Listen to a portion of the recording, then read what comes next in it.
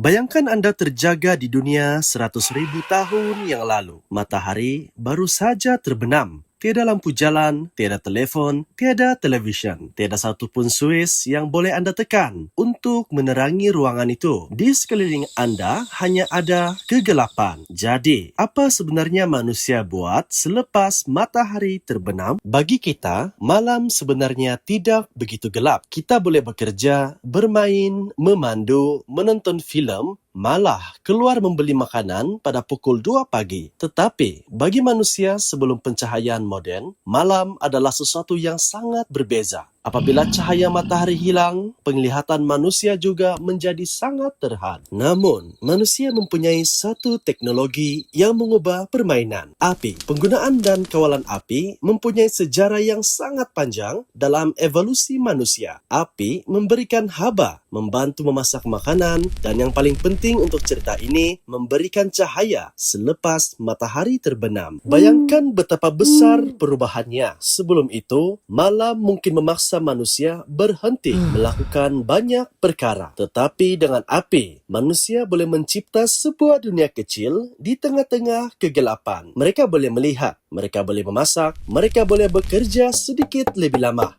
dan mereka boleh berkumpul. Dan disinilah perkara menarik bermula. Pada waktu siang, perbualan manusia biasanya berkaitan dengan makanan, memburu, kerja, bahaya. Tetapi apabila malam tiba dan semua orang duduk mengelilingi api, perbualan mulai berubah. Mereka mulai bercerita tentang pengalaman, tentang pengembaraan, tentang orang lain, tentang kepercayaan, maupun tentang dunia mereka. Kajian antropologi terhadap komuniti Zhou Huangzi menunjukkan bahawa perbualan sekitar api pada waktu malam memang mempunyai kandungan yang berbeza daripada perbualan siang. Cerita, nyanyian, pengalaman, dan perkara berkaitan kehidupan sosial menjadi lebih menonjol. Dan fikirkan kesannya, seorang kanak-kanak boleh duduk di hadapan api, mendengar orang dewasa bercerita, dan membawa cerita itu ke generasi seterusnya. Tiada buku, tiada internet, tiada projektor, tetapi pengetahuan tetap bergerak dari satu generasi ke generasi yang lain. Cerita membantu manusia mengingati siapa mereka, dari mana mereka berasal, dan bagaimana dunia mereka berfungsi. Jadi, api bukan sekadar menghasilkan cahaya, ia juga mencipta ruang untuk manusia berkongsi dunia mereka. Tetapi, ada satu lagi perkara pelik tentang malam manusia pada zaman dahulu. Cara mereka tidur mungkin tidak sentiasa seperti cara kita tidur pada hari ini. Kita biasanya tidur malam 8 jam, kemudian bangun pada waktu pagi. Tetapi, dalam beberapa sumber sejarah, kita menemukan gambaran tentang apa yang dipanggil first sleep dan second sleep. Idea ini merujuk kepada pola di mana seseorang tidur pada awal malam, terjaga untuk satu tempoh pada tengah malam, kemudian tidur semula sehingga pagi. Tempoh berjaga itu tidak semestinya dianggap sebagai masalah. Seseorang mungkin berdoa, berbual, melakukan kerja kecil, atau sekadar duduk dalam keadaan tenang sebelum kembali tidur. Walau bagaimanapun, ini tidak bermaksud semua manusia sepanjang sejarah tidur dalam dua bahagian. Tetapi, ia menunjukkan sesuatu yang menarik. Tidur manusia tidak semestinya mempunyai satu bentuk yang sama. Malam dahulu mempunyai ruang yang kini hampir hilang daripada kehidupan kita, yaitu ruang untuk duduk diam, berfikir, dan tidak melakukan apa-apa. Kemudian manusia mula mencipta cara yang semakin baik untuk mengalahkan kegelapan, lilin, lampu minyak, lampu gas, dan akhirnya elektrik. Malam yang dahulu menentukan bila manusia berhenti, kini boleh dipanjangkan selama yang kita mahu. Dan disinilah ironinya. Otak manusia masih menggunakan cahaya sebagai salah satu isyarat penting untuk menentukan bila kita patut berjaga dan bila kita patut tidur. Cahaya pada waktu malam boleh mempengaruhi sistem ini, termasuk penghasilan melatonin. Jadi, malam ini, apabila Anda terjaga pada pukul 2 pagi, jangan terus fikir tubuh Anda pelik. Mungkin Anda memang perlu tidur semula. Tetapi, sejarah manusia menunjukkan bahawa malam pernah menjadi sesuatu yang lebih daripada sekadar masa untuk tidur. Ia adalah masa untuk berkumpul, bercerita, berfikir, dan berehat dalam kegelapan. Kita mencipta cahaya untuk mengalahkan malam, tetapi mungkin kita tidak pernah benar-benar memerlukan sebanyak itu.